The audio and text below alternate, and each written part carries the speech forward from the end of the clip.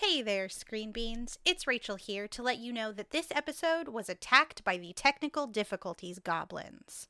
So the audio is not our usual polish. However, we loved our conversation with this week's guest, Mae Catt, so much, and we hope that you will be as charmed as we were by all she has to say. So thanks as always for listening, and let's start the show.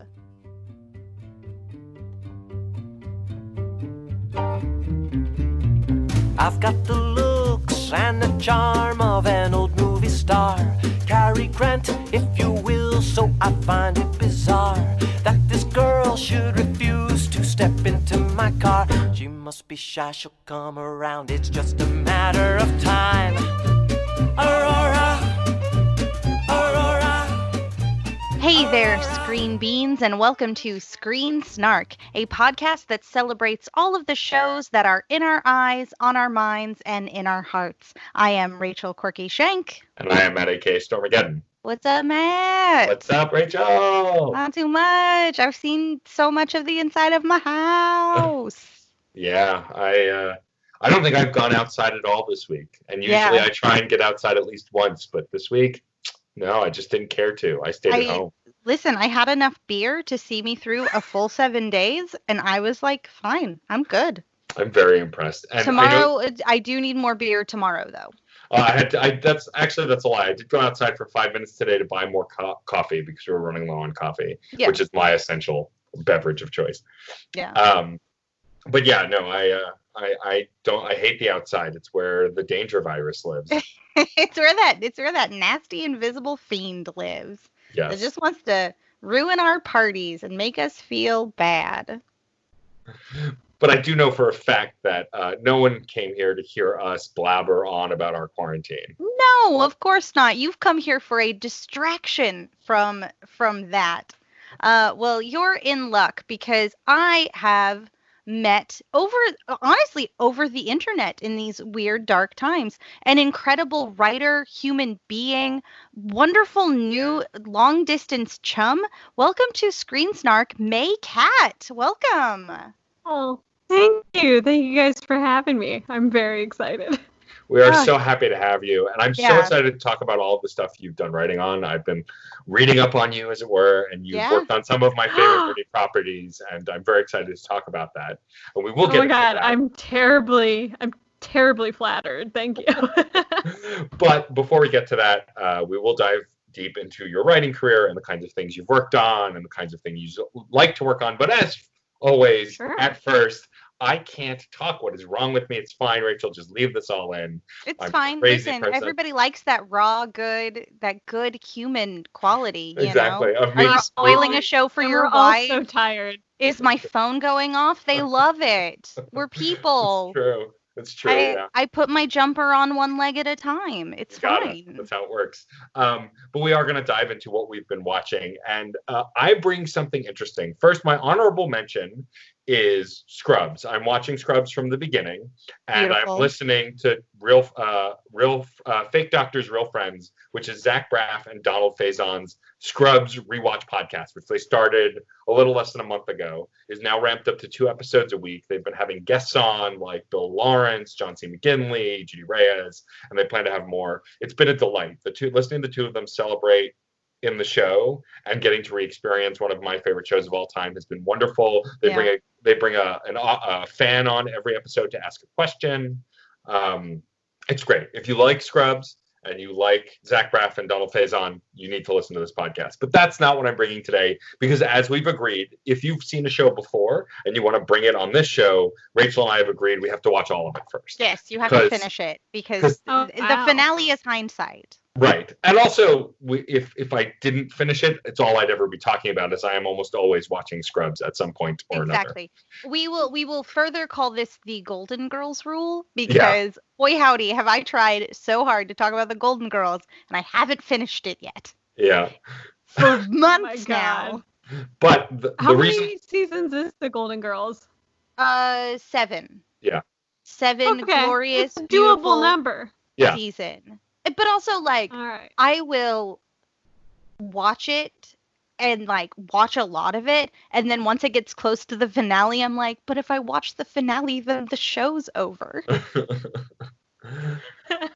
I'm trying to binge ER right now, which is 15 Oh. seasons. Well, And Yikes. let's for real, only half of those are any good. And I'm Yeah. now at the tipping point, and I feel it. But the completionist in me also similarly is like, no, you've dedicated this much time. See how they finish it. Yeah, I'm dreading getting to the final couple of seasons of Scrubs where there's no Zach Braff and no Donald Faison. Oh no, he might have been there through the end, but like a bunch of the cast members left anyway. I would be remiss also if I didn't mention briefly. The reason I'm talking about Scrubs is because the show I'm brought on to talk about, there's not much to say, but I want to bring it up anyway, and I'll get to that. But I do want to mention the incredible Sam Lloyd, who played Ted the lawyer on Scrubs, actually passed away today. I saw it online. Zach Braff shared a tweet. He was not only a phenomenal actor and incredible on Scrubs, So funny. but what most people don't know is he was a phenomenal singer and had an incredible barbershop quartet band. What were they called? I'm blanking on it, but I'll give it to Rachel so she can put it in the show notes. I'll look it up. But yeah, rest in peace, Sam Lloyd, who was related to Christopher Lloyd, I believe was his nephew. He died. He was only like 56 or something. He had a brain tumor. So just super sad. But I wanted to bring that up because we love Scrubs here on Screen Time, and he was we did a burlesque show dedicated to it that I produced and hosted. Oh my goodness. Where I recorded my own VO for before every act so I could start to introduce it and then daydream, and the VO at the front of the track would introduce the act.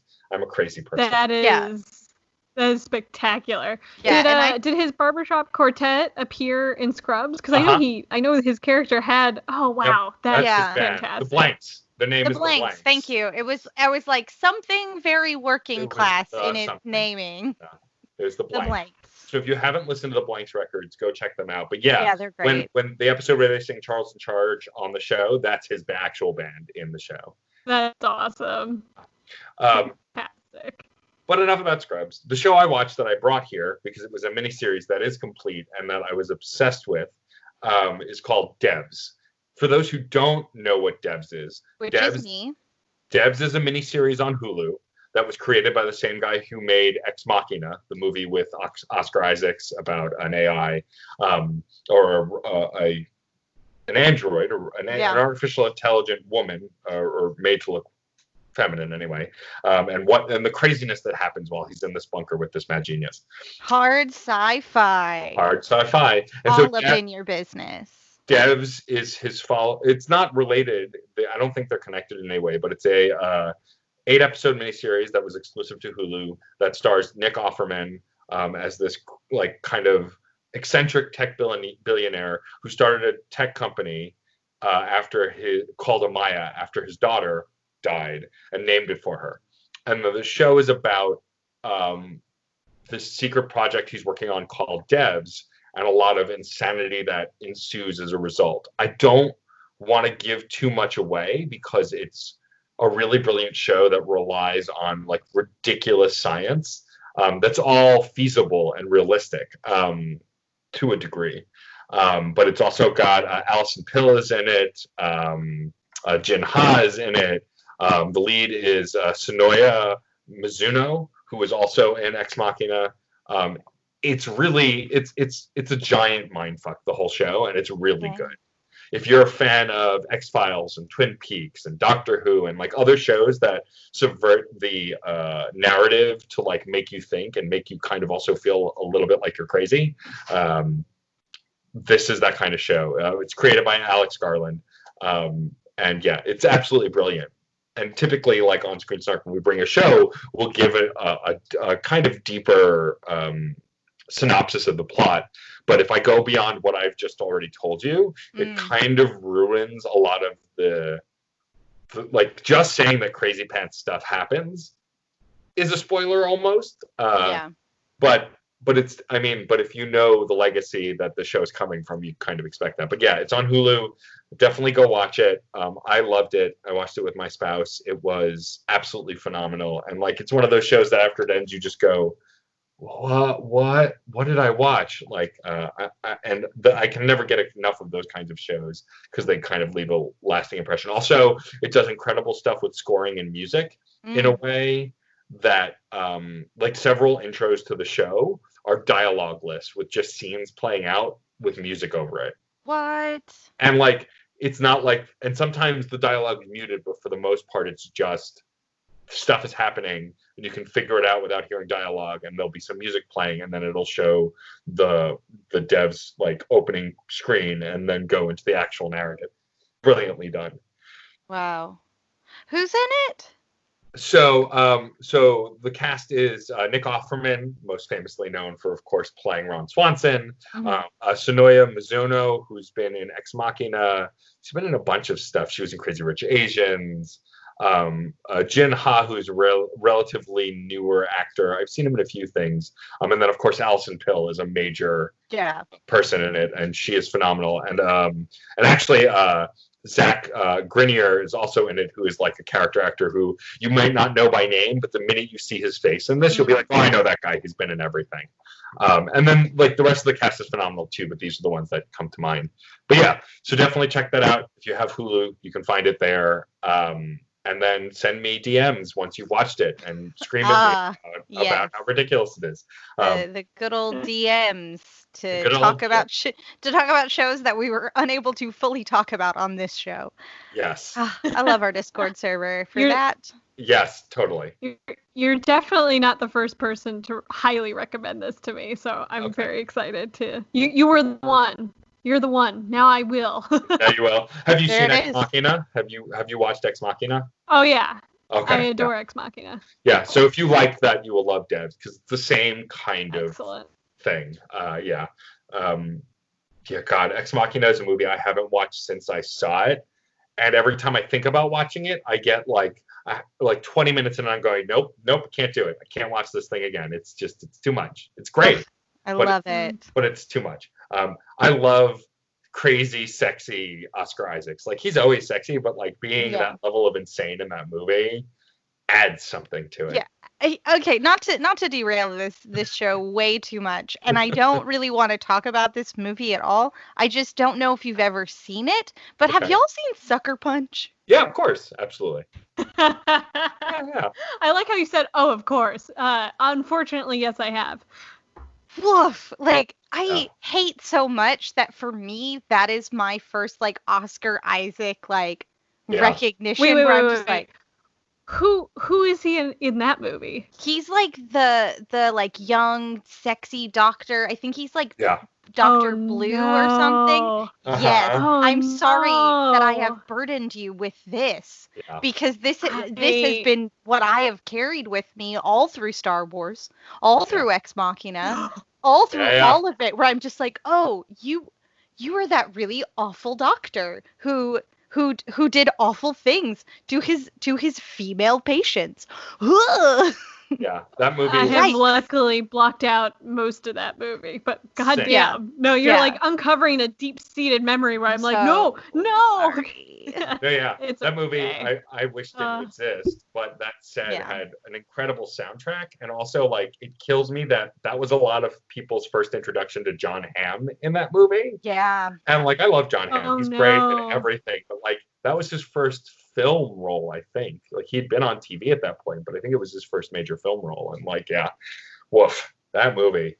But we will not be doing an audio essay on why Sucker Punch is terrible. Honestly, if we need to tell you, you're part of the problem. So, moving on. Enough brilliant minds have dissected why Sucker Punch is horrendous and off-putting. Most specifically, how did this get made? So we'll leave that there. But Matt, in terms of devs, if you could describe it in 3 words, and 3 words that will really just like hammer those nails in the coffins of folks that have been sleeping on this show, what 3 words would those be? And they can't be devs. You can't use devs. I'm sorry. Can't use the word devs. No devs. It's not allowed. You know the rules. I do know the rules. I'm no stranger to love. You know the rules. And so I know the rules. I made the rules. No, I know. Just never mind. 3 words. Hard science nightmare. Hard science nightmare. Yeah. I'm in. I'll watch it once I'm done with the comfort rewatch I'm doing, which isn't the thing that I'm bringing. But since you got to talk about Scrubs, I'm going to talk about mine, and I'm bringing it back next week because I'm close to finishing it. Because I'm talking about Community. Oh, Sarah's doing a rewatch also. Yeah. I've been rewatching Community, and I love it. Don't worry. Tune in next episode. I will have so many thoughts about it. But I just want to say, before that, join me in rewatching that whole mess, season 4 included. Because guys, it's a wild fucking ride. It's so good, So much. and then so Those bad. are your 3 words right there. And then so good. Anyway, but that's not what I wanted to talk about. But I just wanted everyone to like join me on watching Community. It's on Netflix. Just like come along with me. Well, it's funny Join me in the past. Well, I was just gonna say it's funny you bring it up because I noped out when everyone did when it went to Yahoo and had that weird season on Yahoo. But I walked in as my spouse Sarah was watching it. Most of you who listen to the show might know my spouse Sarah as the person I ruined Steven Universe for last episode. But she hasn't divorced me yet, so we're good. No. It was rough. It was on air. It was rough, and it's in the post credits of the episode. Ooh, it's good. We're only human. We're our only human. But I just want to say about Community really quick is that my favorite actor of all time, Keith David, or Captain Dadderson as we call him on Reignite, who plays Captain Anderson in the Mass Effect series, is in the final season, and I was like, okay, I wasn't going to watch it, but that I will watch it for, because whatever he's in, he's great, even if everything else isn't. And so is podcast superstar and my personal like idol, Paget Brewster. Oh, I love Paget Brewster. Yeah, she's incredible in the last season, but that's not what I'm here to talk about. Yes. But like, think about it. We'll listen. Maybe it. we'll do a Community episode. I don't know. It just means a lot to me. Now that Steven Universe is gone, what shows are there left to love? But no, I want to present to the panel of us. I guess it's a mini series. It felt very final in what it was doing, but I would like to bring The Midnight Gospel.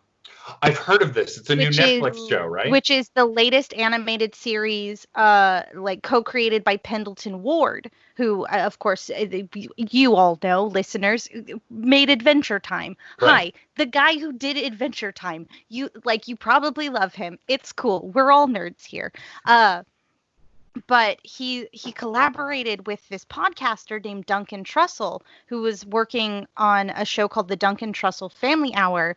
And what they have done with this, and I don't feel like this is too necessarily spoily, but I think that it'll give everyone who maybe wants to check it out a better understanding of what they're getting into. They took audio from the Duncan Trussell Family Hour and just sort of like animated like feelings and like imagery around it that is telling a story. It's very trippy and wild and like comforting and upsetting, because there are moments where the animation is in like direct juxtaposition with the audio that was recorded from the podcast. And then other times it's like kind of just left of center of what's going on enough that you're like, I feel really like emotionally connected to the animation that's happening around the discussion. And what's really nutty about it is the discussions on the episodes revolve a lot around spirituality and drug use and meditation and death and like these really heavy subjects, but like they're kind of like surrounded by this ultra like fantastical idea of this space wizard just like going on to simulated planets and talking to the residents there. Like it's so wild and cool and like evocative and emotional. I watched it in one sitting. It was like that much where I was just like, I watched it the night it came out and I watched it all the way through. Like I did not stop. It was just one of those like, I have to keep going with this. That's awesome. It was nuts. And so just correct me if I'm wrong. He's also the same person who did Over the Garden Wall, right? Or is that someone else? Pendleton Ward? Yeah. No, he also did Bravest Warriors. Oh, Bravest Warriors. Yeah. Bravest Warriors. Okay. I got him confused with whoever did Over the Garden Wall, which is also phenomenal. We've talked Yeah. about. No, yeah, I've been seeing a lot about the Midnight Gospel. I've been finally finishing off The Witcher. I'm on episode 5 now, which has been awesome in the most ridiculous way. But mostly because I'm very attracted to Henry Cavill. But there's other stuff. It's fine. It's fine. I wouldn't kick him out of bed. At least not in like the Witcher look. Like no, for other sure times, maybe not. But that said, every time I turn on Netflix, the big scroll across the top of my screen is Midnight Gospel, and I keep hearing like clips of it and stuff. And so like I've been wanting to watch it. So I'm so glad that you're bringing it up. Do you feel like it's very different from Adventure Time as someone who's watched Adventure Time? Yes, Yeah. I would say somebody who is going to this as a spiritual successor to Adventure Time may find themselves a little alienated because it's not super narrative. Again, it's audio from a podcast that's sort of been like Fantasia'd by Pendleton Ward in like this weird interpretation. But if you really liked like the sad Adventure Time moments when like the stuff got really real and existential and strange, like the feeling you get when you look around Adventure Time's world and you see like diffused bombs and like old wreckage of like a society that's gone, if like that intrigued you about Adventure Time, not just like the singing and everything, then I think you would really dig the Midnight Gospel, because it's like cranked up on that like dystopian feeling with like dialogue that is directly related to the personal lives of the guests and the host, and it will end with the most cathartic, gut punch, emotional moment that I think you'll ever get from something that's essentially Fantasia but a podcast. That's interesting. It's like I wept. Like I wept. Like I was watching this and like, oh, it's so funny because Drew Pinsky's talking about doing drugs and like how there's no such thing as a bad drug, while the animation is he's a tiny little president fighting zombies. Like it's so weird. And then you get to the end and you're just like it's been weirdly laying these foundations throughout it in the most beautiful way. And the last episode is a gift that you didn't think you'd want, but you're glad you got it. Wow. Okay. Yeah. My biggest complaint about Adventure Time is that the slog through the silly stuff to get to the more interesting narrative stuff, which I get is what people went to that show for, was hard for me. Like we talked about endlessly on this show, the first 3 or 4 episodes of Steven Universe were rough for me, but once I got through them, I loved that show. And I tried to do the same thing with Adventure Time, but it takes a lot longer. And I still watch it, and I go back to it every so often because I do want to get to the end, because I know how it ends, and I want to get to experience that. If you like the stuff with like the Enchiridion and multiple timelines and like the prologue with Marcy and Simon, like those things, like the stuff that's just like, this is so sad and melancholy and beautiful in this strange way, then like that's what you're probably going to feel about the Duncan Trussell family hour turned into the Midnight Gospel, because it's a lot of that. There's like an entire episode where this big beast of burden on this foreign looking planet is in an abattoir, like talking about death. It's incredible. Wow. Yeah. It's sounds nuts. Really amazing. It's nuts. Well, all that said, how could you possibly constrain this show into 3 words that are not the midnight or gospel? Yeah, no, I've already used those words. I've already done it multiple times. I have done the Stephen Strange and Infinity War to Endgame. I've already said it. Podcast as Fantasia. Ooh, nice. That's an advertisement to me. I love Fantasia. I love that kind of tantalizing stuff. Yeah, for real. Like it's so disturbing to look at and so heartening for the soul, like in this wacky way where you're just like, I think I understand the human condition more, but also what the fuck? Amazing. That sounds really awesome. Human is terrible.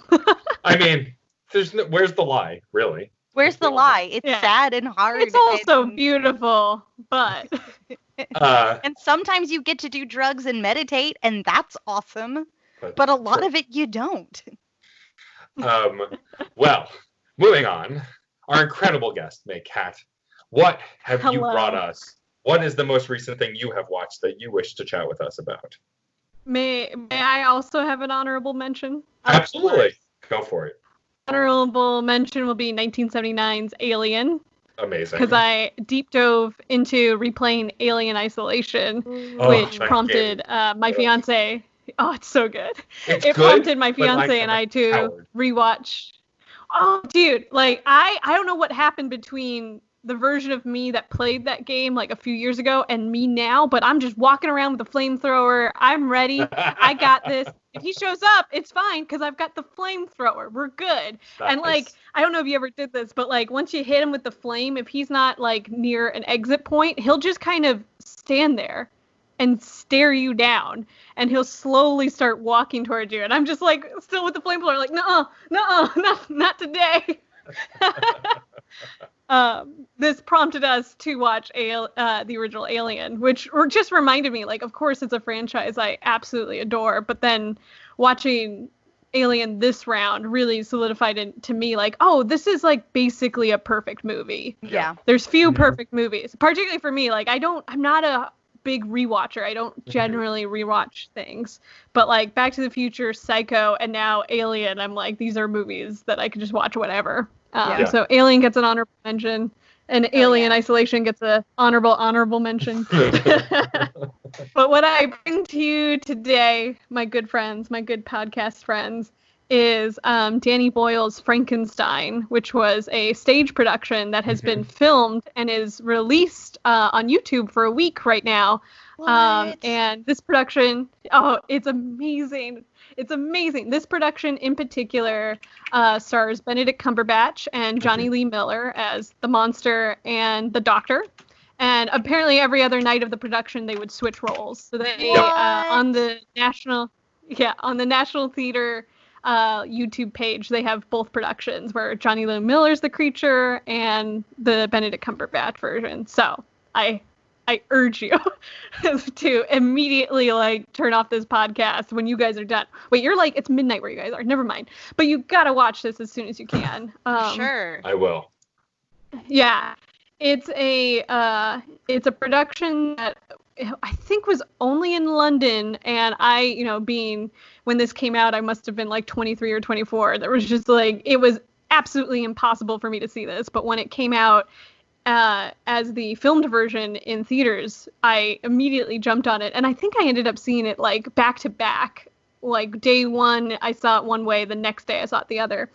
And LA, I live in LA, and it's I'm very lucky in that usually around Halloween, like some theater within like an hour within me will put up that production so you could go see it in a theater.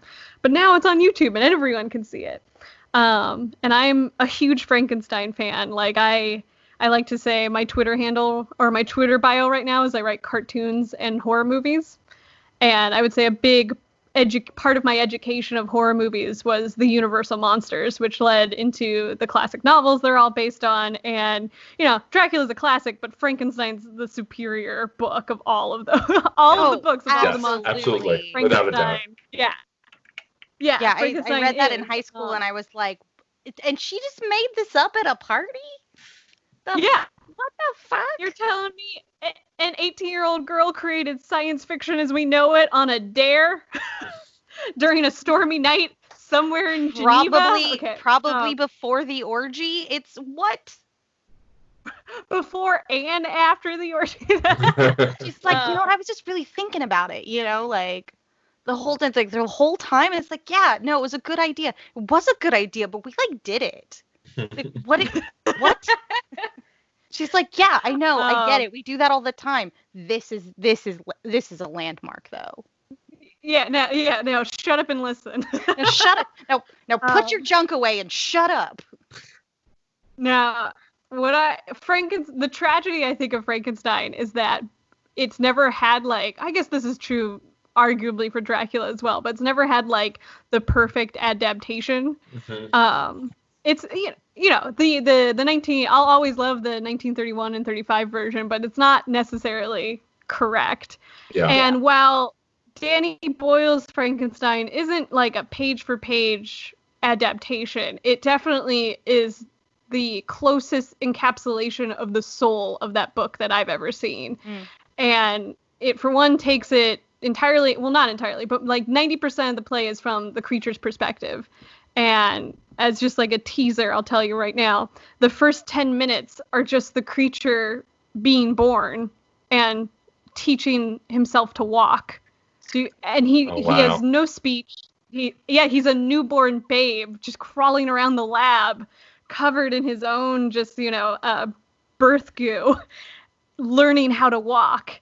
And it's such a great opening statement to like what this production is going to be about. And if it, and to watch him, and because it's told from his perspective, you're getting the first moments of his birth, the crazy montage-y feeling of his life right immediately after being abandoned by Dr. Frankenstein, into wandering the woods and finding an old blind man who then you get to watch him learn from this guy. The old man teaches him speech and morality, and you can watch as this creature develops into this person who is slowly becoming aware of his own tragedy.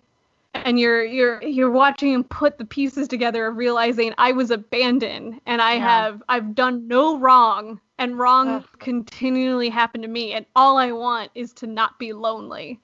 My only criticism, or like I guess not even a criticism, but my only warning to anyone who loves the novel Frankenstein is to say they sort of not nerf Victor Frankenstein, but they definitely change him up into this much more cold-hearted creature to better parallel the actual creature who is learning the rapture of what it is to be alive and the terror of what it is to be alive. So it works incredibly well in the play, but like somebody who loves the novel might be like, hey. Yeah. I wonder if it's beautiful.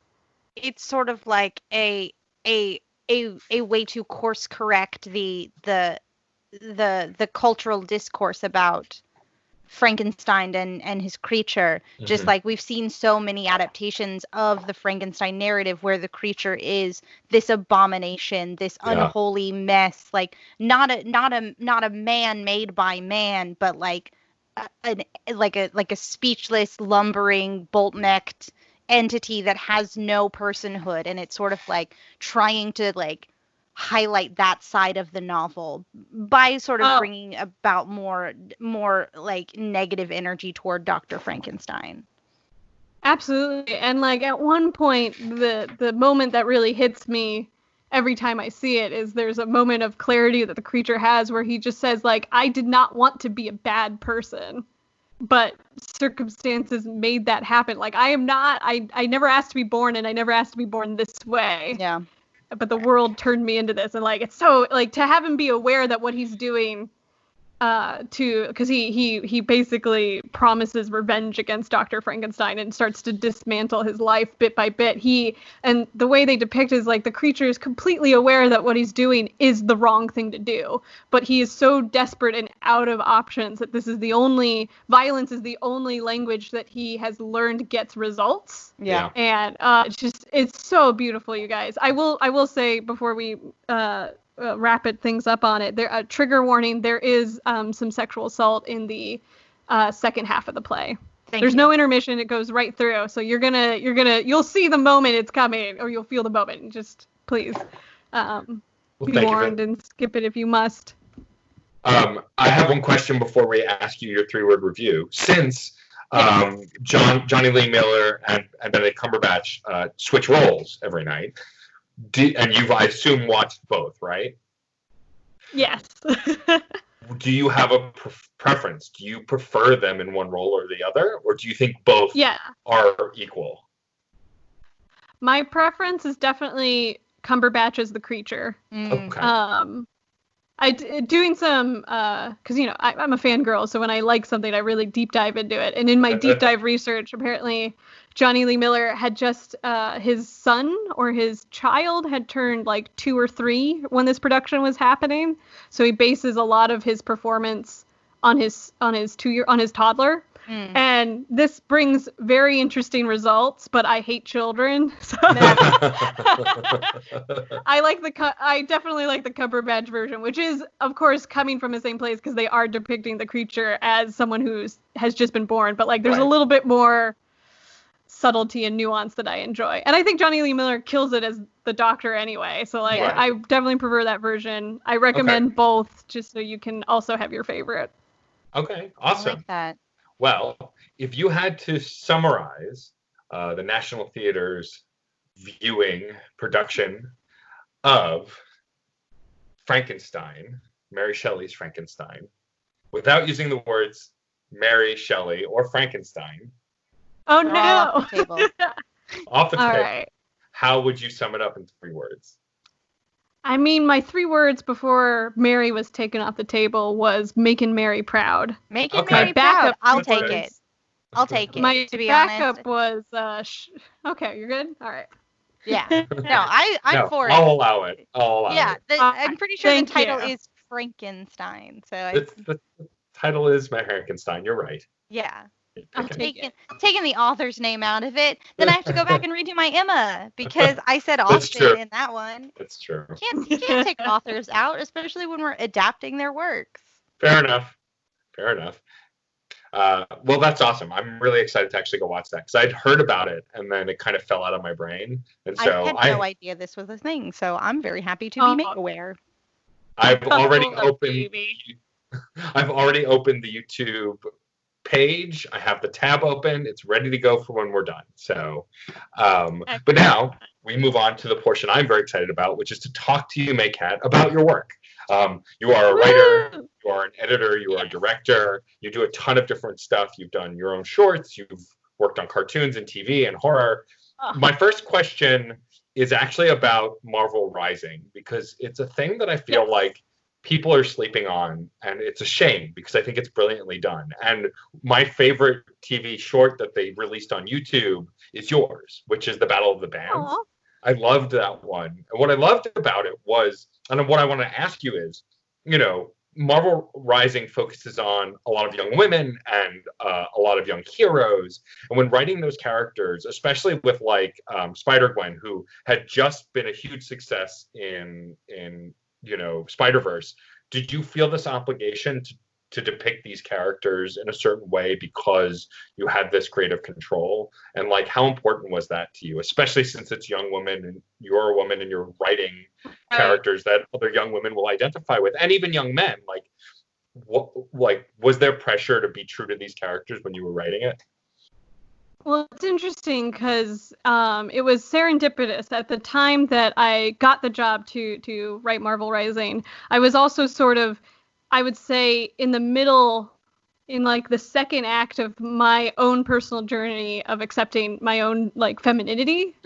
I was the kind of kid who rejected girl things. Like, I was a tomboy through and through. Most of my friends were guys. It was a compliment to be one of the boys. Like, that's how I grew up. And for the longest time, for like into my early 20s, the women in my life were my friends' girlfriends who hated me. And so my experience with other women was just that they hurt me and they mistrust me and they misconstrue what I say and they lie about me. And so that was, for the longest time, how I related to other women. And then I started dating my fiance now, and she is a transgender woman and is exploring her own status, or what being a woman meant to her, and getting to watch her do that helped me also start that journey myself. Yeah. And along with her and a Hasbro producer who I believe is at Nickelodeon now, Kate Crownover, and even the women at Marvel, Marsha Griffin and Katie Kaninsky, like having an increasing amount of women in my life who were giving me friendship and love and affection and support in ways that I wasn't previously getting was this obviously transformative experience where I was just like, oh my God, what have I been missing my whole life? So I get this opportunity with Marvel Rising to, you know, finally put money where my mouth is and have a platform to finally be able to kind of emphasize that, like, to do the story and make the make the product that I knew that I would have needed as a little girl. I needed more things like Marvel Rising to show me the value of female friendship and what it could do. So I know that's a lot of like heavy stuff for what is ultimately this cute little like 22-minute thing on YouTube, but like it was honestly what I was thinking about. And so as we're breaking down Battle of the Bands, which, you know, is about Gwen Stacy doing a classic Spider-Man thing and struggling with like her work-life balance with her teenage friends and then her super heroic teenage friends. And I was very conscious of trying to really emphasize that from all sides, they're there to help her. And at no point would any of those people actually be upset at her for trying to live her life the way she wanted. Yeah.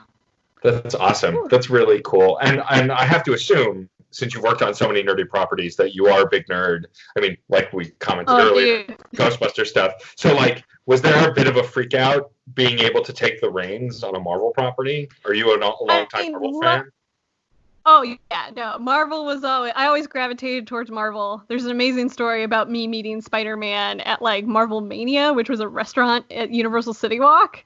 Amazing. And oh my God, you guys, like, my parents I think they had called ahead because we kept missing the Spider-Man, so they finally were like, when is Spider-Man coming? We'll meet there. So by the time we went, I think the Spider-Man knew I was coming because he acted like he knew me. Holy and was like socks. happy to meet me. Oh my God. And I was 6 years old and just instantly like started Tears, crying. Like, I'm not ready for this. Amazing. It's incredible. So, yeah, lucky for me, before I got the Marvel Rising gig, I had been able to dip my toes with Marvel Animation beforehand. And so they had gotten to meet me and see my work. So I think after I proved myself, I got Marvel Rising. So I had the ability to freak out on other projects before getting something that was like 100% just me. That's awesome. That's and cool. you know, many writers worked on Marvel Rising, and I got to write 2 out of the numerous shorts. But I will say I got a paycheck, one of my first paychecks from Marvel, and the first thing I did was buy one of those very expensive Spider-Man outfits. Yeah. Nice. It's delightful. And like, God, I put it on and it was so great. My fiance was there and she's just like, oh, Spider-Man's here. And I was just like, you're damn right. Amazing. I love it. Brilliant. That's like a deep dream of mine, is to get like a giant paycheck and buy like a professional cosplay outfit that I had nothing to do with making, that I could just put on and feel like a superhero. Yeah. What outfit would you get, Matt Storm? What cosplay? Like, you can only get one. I mean, if it could only be one, it would be Vincent Valentine from Final Fantasy VII, Nice. Who is like my goth dream boy, and he's got like a gold gauntlet arm and like a black cape or a red cloak and black clothes. Like, yeah, that would definitely be the one. I've been eyeing a particular one on eBay for ages, so like it's back there. Nice. Sometime. I like how you already have it ready to go. I too also had my purchase ready to go for like 3 years before I finally got a paycheck where I was like, yes. That's amazing. It's incredible. Rachel, do you have a question for our guest, or shall I keep the train rolling? I listen. I left the floor to you because you're the interview master. Let me marinate on my question, because I'm trying to sort of like suss out like where the conversation's going to see like what the, you know, my improv background being like, yes, and also let's get further into that. I do homework, but not enough. I'm delighted by Matt's level of homework. When you brought up editor and director, I'm like, those words no longer have any meaning to me. Like, that hasn't been said at me in so long.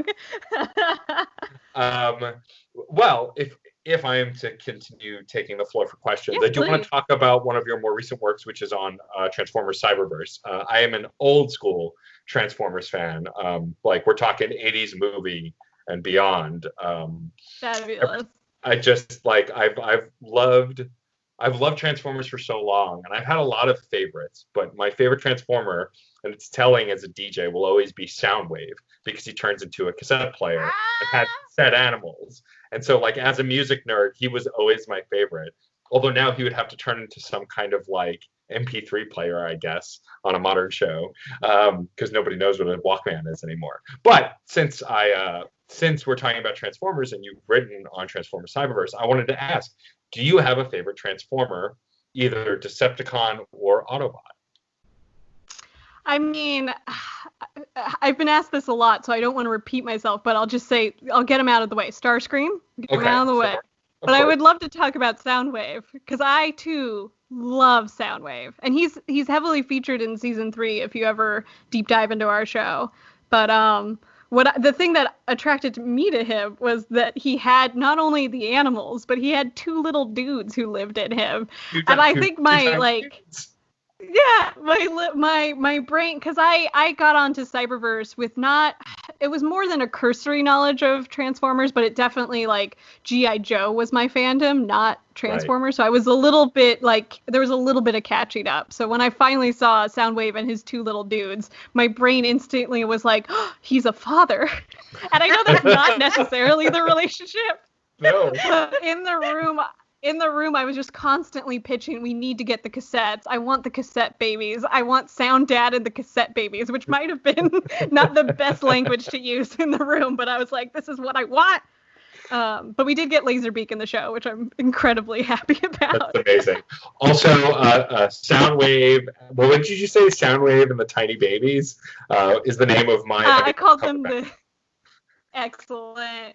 Cassette babies. I've always wanted to do a podcast. Here, and I'll pitch this to you, Matt, since you're I know you have so many going on, but I'm going to pitch you one more. I've always wanted to do Rumble and Frenzy in the morning, where the hosts are Rumble and Frenzy, and they're recapping episodes of Transformers as if those events just happened. Oh, that's amazing. I love that. Thank you. Such a good idea. I mean, and then you could have guest stars and, like, have maybe folks who actually voiced some of the characters come on and do, like, a bit. Exactly.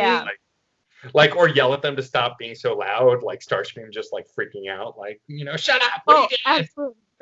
I 100% believe they are inside Soundwave when they're recording. So there needs to be, like, the dad voice every once in a while where he's just like, children, please. Like a low rumble, like a constant, like, underlying, like, almost like embryonic sound that's, like, comforting in the background.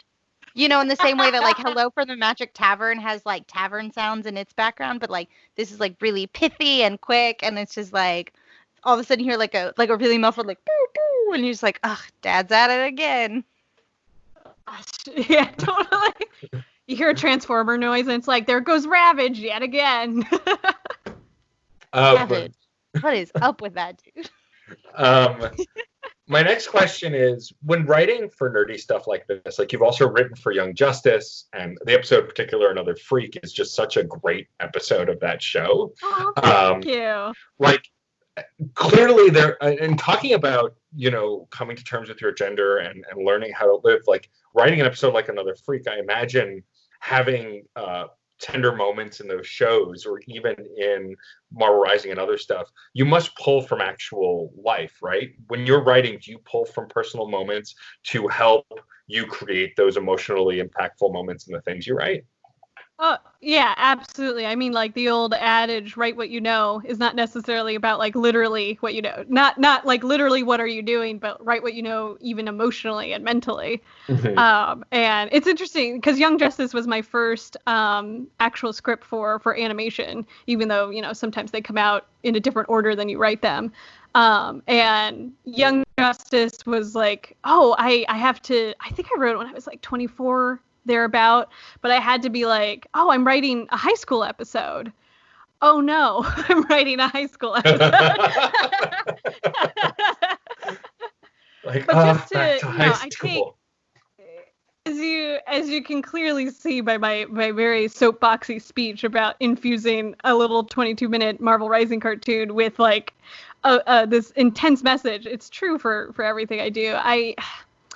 Even with Young Justice, even when I was younger, and even when I was still, like, kind of, I would say, getting my bearings with screenwriting, I was conscious of, like, this is a platform in some way, and I will use it to the best of my ability to say something that I think is vitally important. And in Another Freak, it comes out that, like, it's okay to be who you are. And it was like, it was like, it was like Harper Row in that episode, which is like adult May talking to little May.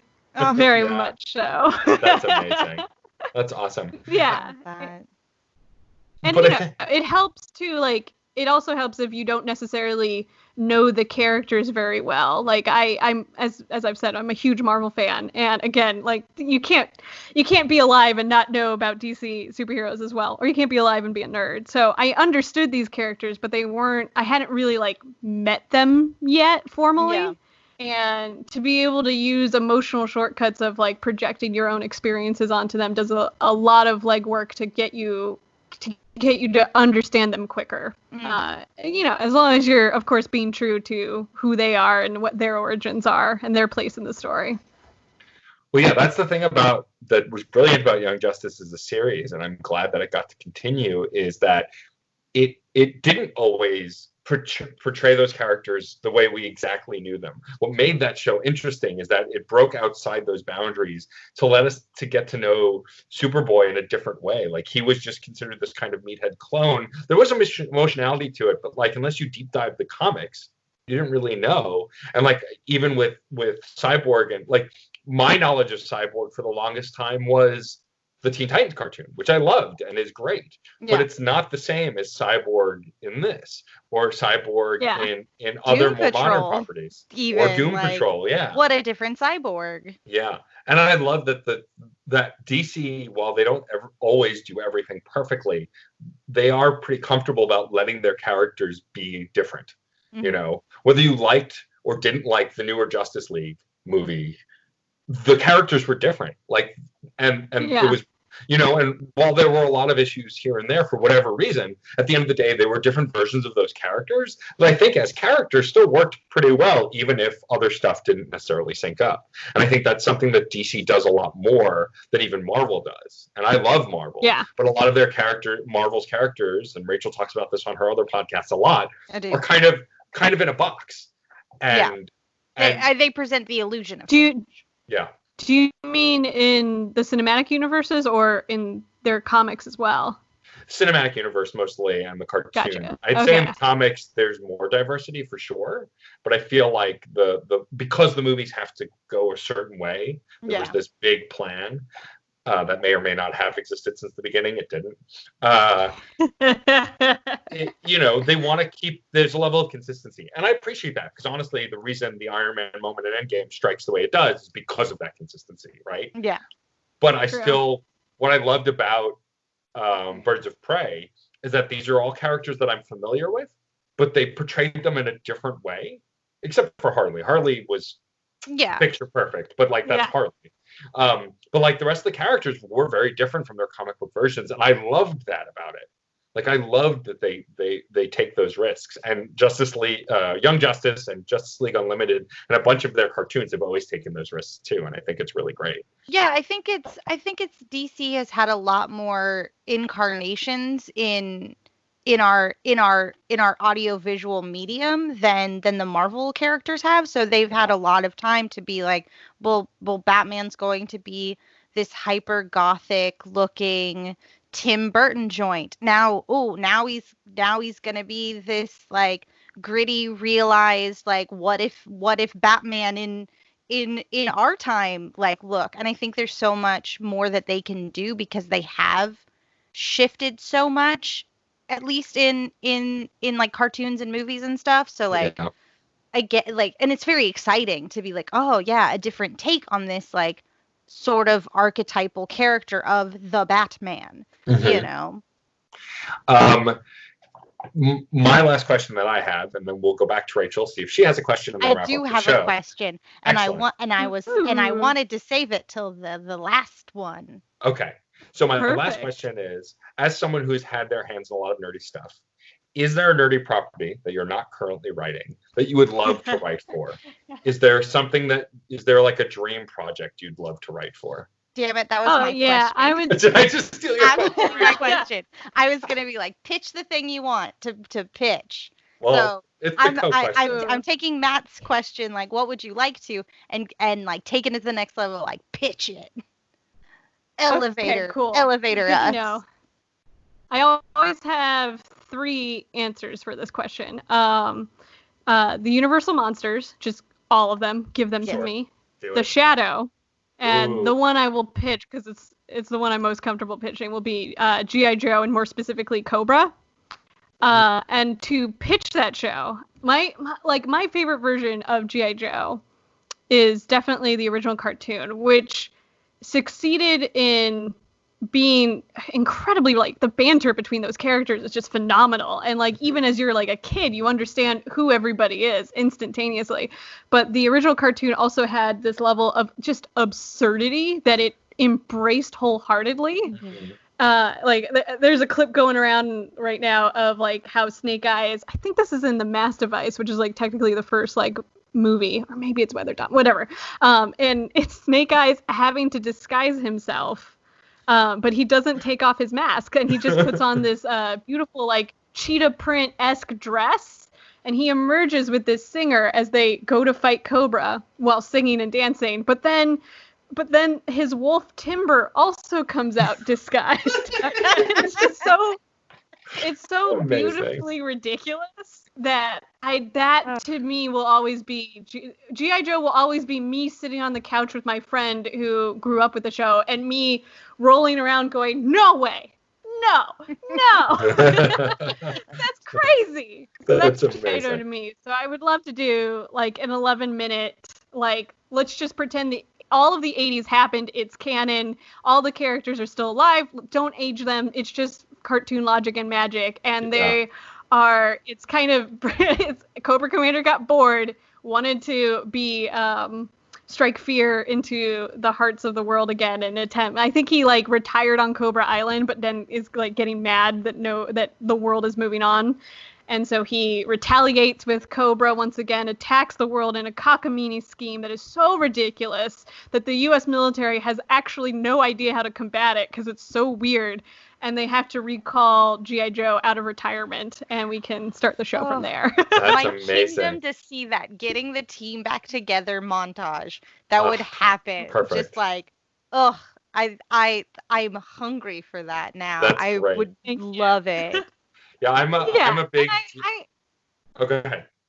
No, I understand the difficulties associated with, like, making a military cartoon. I totally my heart goes out to it. And, you know, what G.I. Joe Renegades did so brilliantly was to make them renegades, so it wasn't necessarily associated with the military. But, you know, I think the way to do a military show, because I grapple with separating G.I. Joe from military, but, like, the way to kind of do it is to reposition what patriotism is. It's like, they're not soldiers for rah-rah America. They're soldiers because they want to, like, America really is about changing the country into something that's better for future generations and for yourself, and to let it be a melting pot. And that's what the genius of the show is, like, the characters are already a melting pot.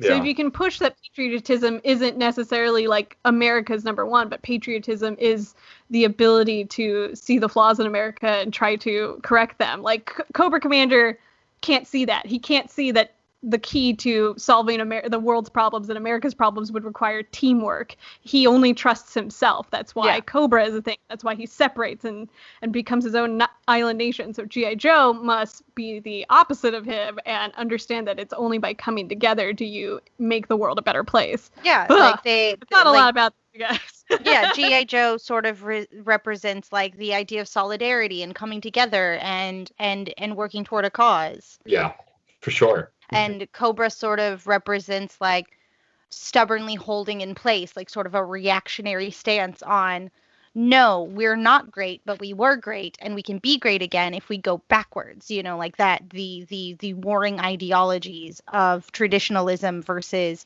progressiveness. For sure, yeah. For sure. Absolutely. And, like, in a perfect world, I'd hate to make Cobra Commander out to be mega. I actually love the idea that he has really good progressive thoughts and plans, and because, you know, I love his comic origin of being, like, an everyman used car salesman. So I love the idea that he does have these, like, you know, I love the idea that he would be for universal health care, for example.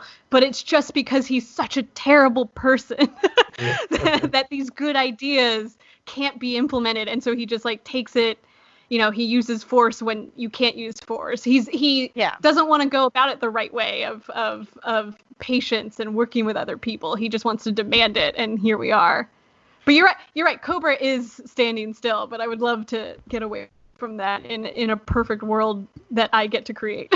Yeah, for sure. Yeah.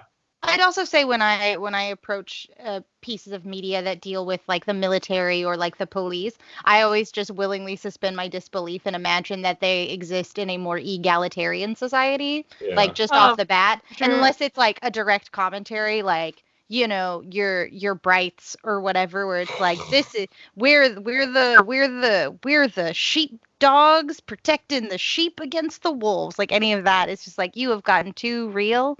But I always like to pull myself out of that. For me, like G.I. Joe will be this like, oh yeah, they're just sort of like the Peace Corps almost in a way where they're just like, we're just stopping this one dude from doing these wicked crazy schemes. Yeah. That's all we're here for. We got a beef. We're just doing the beef.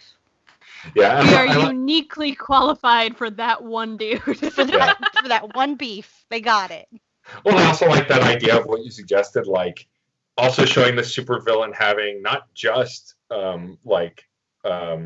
Republican ideals or Democratic ideals or whatever, but like everything, because villains are best when they're complex. If he's just a terrible person who tortures babies, that's not compelling, right? The reason that the new She-Ra is so compelling is because Hordak is a complex character. He's not just a villain who wants to kill people.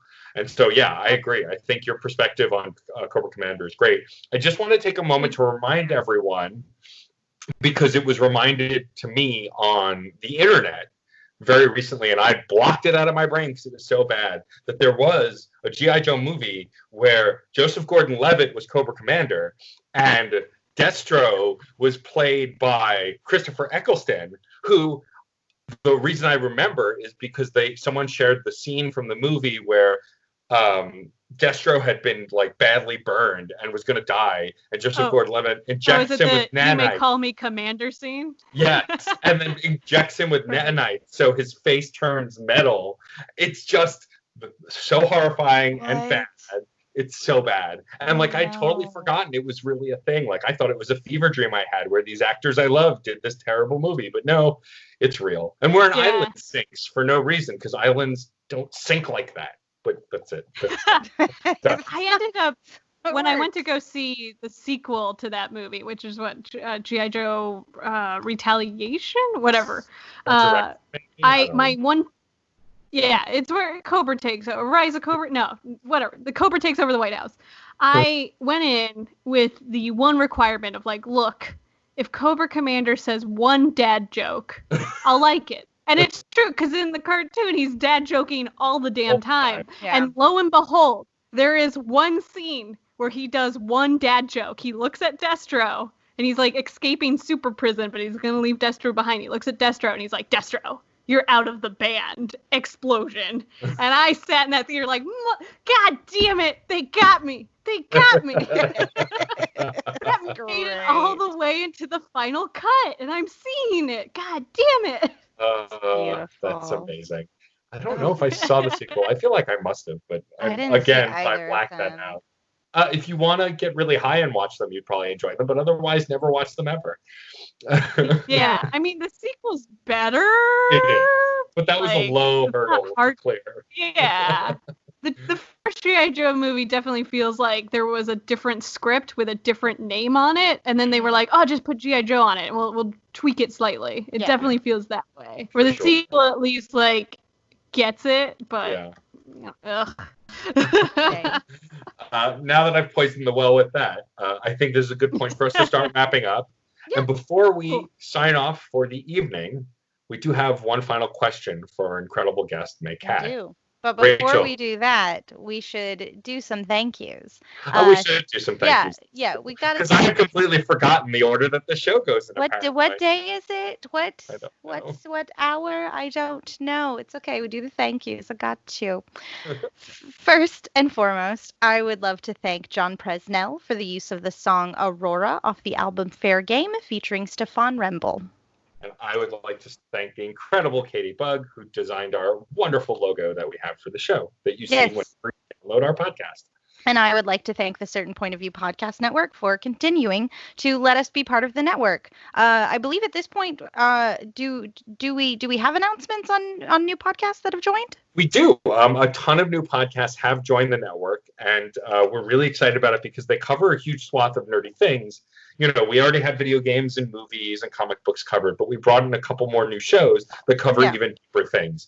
Circle of Friendship, which is a podcast about the Tamora Pierce books, the Circle of Magic books. We have the Rob Thomas, no, not that one, Robcast, which is about the works of the Rob Thomas showrunner, not Rob Thomas from Matchbox 20. We have Dole Whip and Dreams, which is a Disney podcast done by the incomparable Matthew Ryan Limerick. Both Matt and I have been guests on that show. Yep. And then, of course, also recently joining is Let's Rewatch, which is a rewatch podcast that both Rachel and I have been on together. What a big fish we got on that one. I feel I was very excited and overwhelmed and surprised and delighted and honored and flattered and all of those things. Let's Rewatch is a podcast where the four hosts of the show bring a guest on and rewatch a movie from either their childhoods or even just only 10 years ago and discuss how that may have evolved, changed, gotten worse, gotten better. And it's phenomenal. And in real time, they bring a guest on, talk about the movie, take a break, go watch the movie, and then come back and record the second half after watching it. It's really fresh off the dome. Wow. It's such a delightful time. But yeah, we're so excited and so delighted to welcome them to the podcast family of networks, and we pray that they, like us, do not get fired. Yeah, we don't want to get fired. No. And thank you for not firing us, Case. Thank you for not firing us, even though he doesn't have the power. He doesn't have the power democracy. To fire us. Not anymore. No. This is a worker-owned podcast network. That's true. It is. Take that. But if you want to know more about the network, you can go to certainpov.com. We also have a permanent link to our Discord server there where you can talk about this episode and episodes of all the other shows that we do. And the shows we mentioned earlier that we were just like, talk to us about these. Thank you. Yeah, exactly. Come talk to Matt about Dev. Come talk to me about Community. Thank you. And one of the ads for one of our various shows will be at the end of this very episode. So right, I will do that. I will remember to do that for sure. It's all good. Absolutely. Ooh, it's not like I'm calling you out on air or anything. Put the ad in the show, Rachel, you utter goblin. Got it. So now before we let you go, we do have to surprise you with our last question, Mae. Mae, I'm excited to ask you this one as someone who writes and has obviously studied the art of creating stories and crafting and little tiny shortcuts that a lot of people take to the point that they ascend into the realm of tropes. You know, a good old-fashioned trope. Mae, if you could choose one trope from television or movies to instantly, magically be true in your life, what trope would you choose? My absolute favorite trope that I'm such a sucker for is when my absolute favorite trope that I am such a sucker for. Like, I'm so excited that I have, like, a quick answer to this. My favorite trope is when a bad guy tries to be good and they're really bad at it. Oh, yes. I'm not sure who the villain would be in my life. Maybe it would be me. No, maybe. No, I'm good. But I would love to just encounter that in real time and be like, oh my God, it's happening. They don't know that people are good and worthy of being alive. They're so confused by the word please. It's nuts to me. Absolutely. Oh, that's brilliant. I love that. Answer.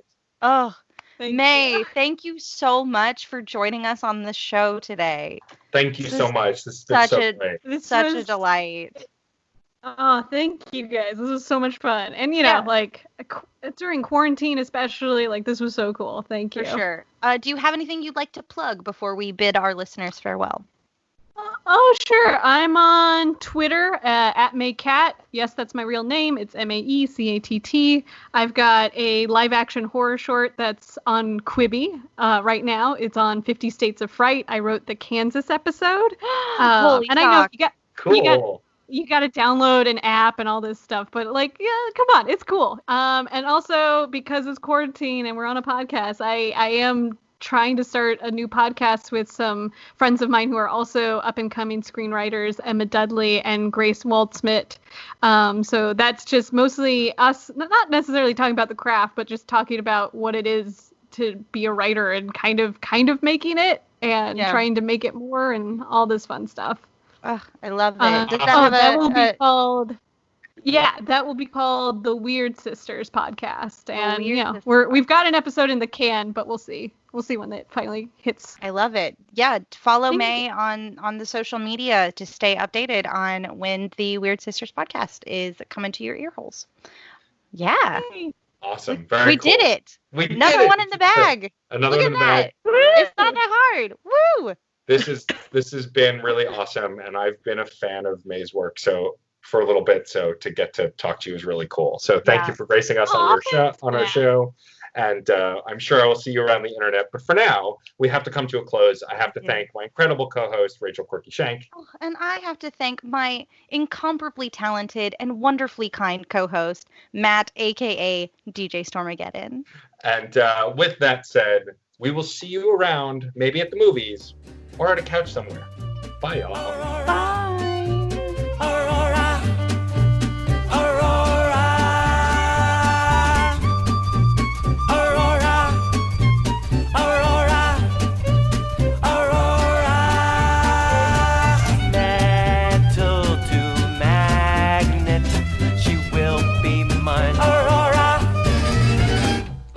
Did you know Rob Thomas has been writing since the mid-90s? The Matchbox 20 guy? No, the guy behind Veronica Mars. Oh, and iZombie. And Cupid, Party Down, the Cupid reboot. I haven't seen those. Me neither, but we should watch them and then talk about them on our podcast. Yes.